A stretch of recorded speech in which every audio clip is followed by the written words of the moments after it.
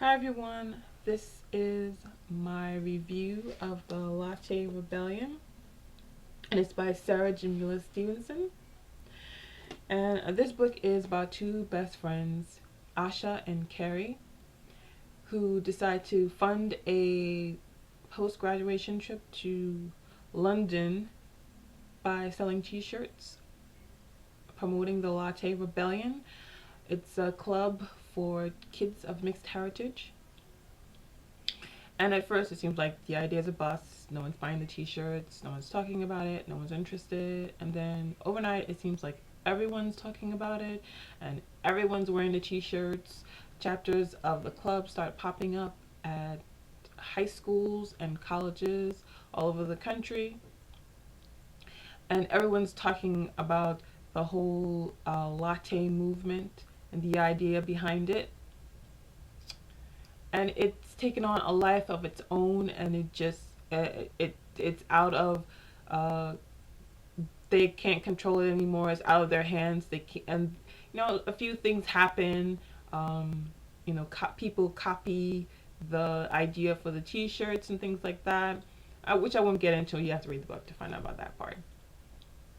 And Asha's grades start to suffer because of her involvement in the Latte Rebellion, because at first it was just a way to make money and make a statement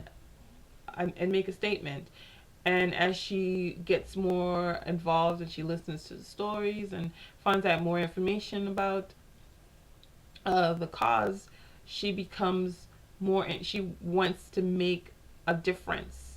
She wants it to stand for something and not just money. And her grades suffer as a result, because she's taking precious time that she should be dedicating to her studies, because she's in her senior year, and this is the year that colleges pay attention to transcripts and things like that, and she's risking her future of getting into a college of her choice for the Latte Rebellion. And as a result, her friendship with Carrie suffers, because Carrie's all about getting the grades and getting out of the house and things like that. And an incident happens, and as a result, Asha faces expulsion from school and her academic career going up in flames. And her relationship with Carrie becomes non existent at this point. And the book focuses on the time frame before the incident and the events that lead up to the incident, and after her hearing, and the events that happen afterwards, the result, and what she does with her, and what happens after that. So let's get into characters. I liked Asha. She was very relatable. Uh, Her problems of school, peer pressure, living up to her parents' expectations and things like that, were all very reasonable and relatable issues that a lot of kids face. Um, Carrie, in the beginning I liked her, but the more I read this book, the less I liked her, because she is the oldest of four siblings, and her younger brothers, the oldest is 11, and she just wants to get out of the house because her parents are both working professionals, and they have basically turned her into the mother of the house when they're not there. And she hates it. She can't stand it anymore. She wants to get out of the house so badly that she will use any means necessary. And she found that if she gets good grades and she becomes a valedictorian, she can go away to college, the college of her choice. And she's not risking that by any means, even if it means the end of her friendship. And it shows a lot of selfishness in her. And yeah, and I don't know if you'll agree when you read the book or not, but yeah, she was my least favorite character. I mean, I sympathized for the situation, being that I had been in a similar situation with my younger brother, but I I didn't like her. Miranda is very outgoing. She talks whatever is on her mind. She just says it, and she kind of, you know, reminds me of myself a little bit, just a little bit. And I liked her character. They're the resident baddies. They were more annoying and self-absorbed than baddies. Roger Yi, he was, I think, yeah, that's Roger Yi, and then the head of the cheerleaders, Kaylin. I don't remember her last name. That's how much I didn't like her. I didn't even acknowledge her full name. Yeah, and you know there were other characters as well, but not worth mentioning at this point. And I love the writing in his book. The way she wrote this book, it was like an episode of The Lost. You know, the TV show that was on a couple years ago.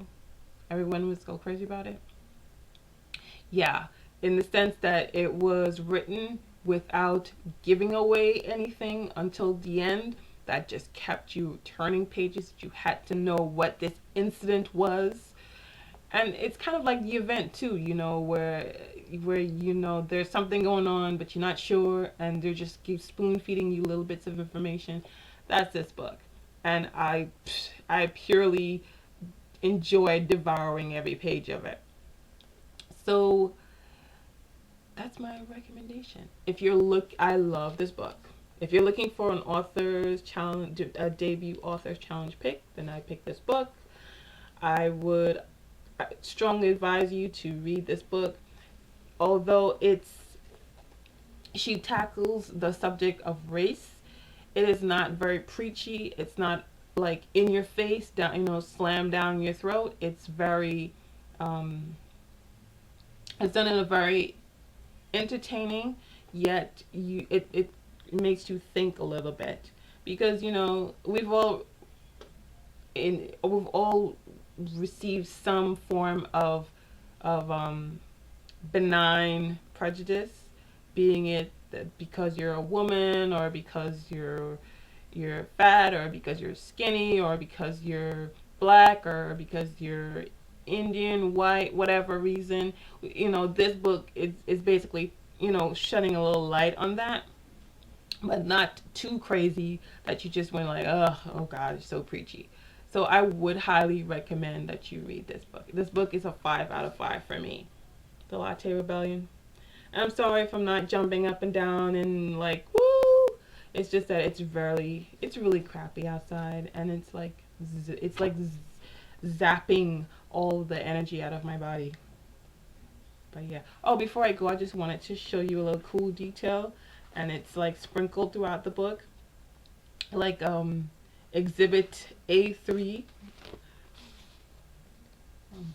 this, and it's like little bits of information, like flyers and emails and things like that, that they're using as case evidence in Asha's hearing. So I hope this review is helpful, and I hope I didn't ramble on and not give you enough information. But yeah, that's my review of the Latte Rebellion. So I'll see you guys in my next video, and thanks for watching. Bye.